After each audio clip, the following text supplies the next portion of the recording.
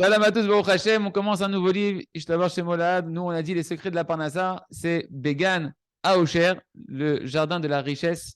Et on va apprendre véritablement comment être un homme véritablement riche et comprendre un petit peu qu'est-ce qui bouche la Parnassa, qu'est-ce qu'il faut faire pour sortir des dettes quand une personne elle est endettée, et pour avoir une Parnassa, une belle Parnassa équilibrée, B'at Hashem, sans manquer de rien dans sa vie de tous les jours.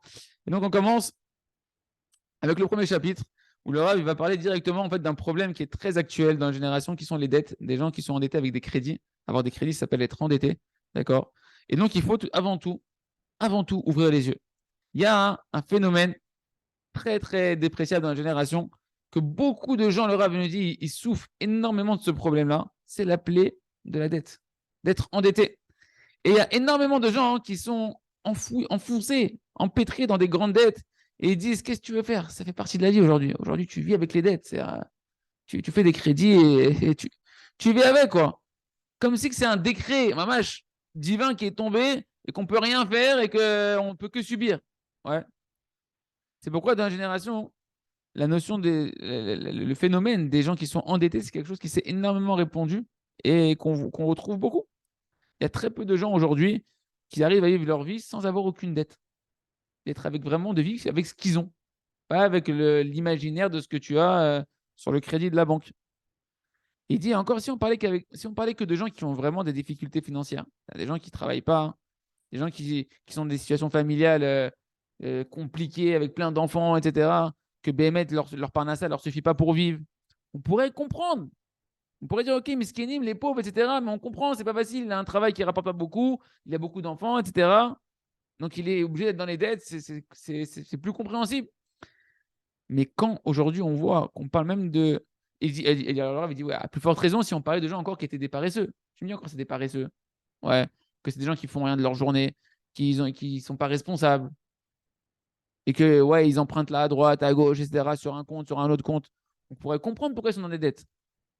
Il dit, mais le grand étonnement, c'est que on assiste à un phénomène qui est drôlement bizarre.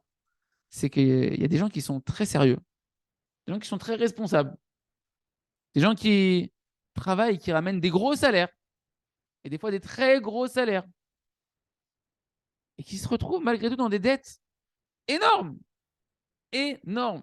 La société de consommation qui te dit il m'en faut plus, il m'en faut plus, il m'en faut plus. Et les gens, tu te dis, mais comment tu vis avec ce niveau de vie? Comment t'es arrivé? Et ça, hein, Mamash le Rav, il nous dit, il faut comprendre. Ce qu'on disait au début du décret divin, il dit véritablement, c'est une punition. Les dettes, Rabbi Nachman, il va nous dévoiler que c'est une punition minachamem d'être un endetté. Par rapport à des fautes qu'une personne, elle fait, il va falloir apprendre à démasquer. Pourquoi? Qu'est-ce qu'il faut corriger pour sortir de cette punition de se retrouver dans les dettes? Qu'un homme, il devient un endetté. Ken, et qu'on voit plus de différence entre quelqu'un qui est paresseux, quelqu'un qui est volontaire, quelqu'un qui a un petit salaire, un gros salaire.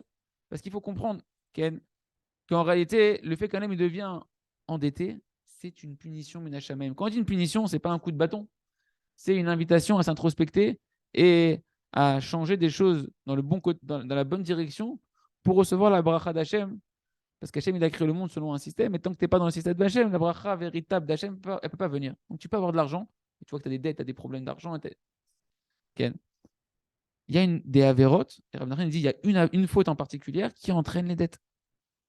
Et du coup, la vie d'un homme qui vit sous les dettes, ce n'est pas une vie, c'est l'angoisse. Ken, ça va forcément impacter ta joie de vivre, ton entente conjugale, l'éducation des enfants, ta santé. Ça te bouffe les nerfs. Et la personne qui est angoissée, on sait combien le stress et l'angoisse, ça influe sur la santé générale.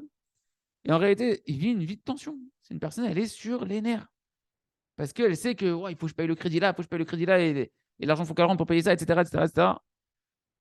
Et au final, ça lui fait des dommages matériels et des dommages spirituels au niveau psychologique à la personne, qui vont être le lot de son quotidien. Et le Rav, il dit, et c'est pas que des gens qui sont non-croyants qui ont ces problèmes-là. Il dit, il y a plein de gens, des gens qui sont croyants dans la Torah et qui sont dans ces mêmes problèmes-là. Et que leur vie, c'est pas une vie et qu'ils empruntent à droite pour rembourser un emprunt qu'ils avaient, une dette qu'ils avaient à gauche, etc. Ils empruntent à un pour rembourser à l'autre et ils courent à droite, à gauche d'une banque à une autre banque, etc. Et les gens, ils sont, mâche, perdus.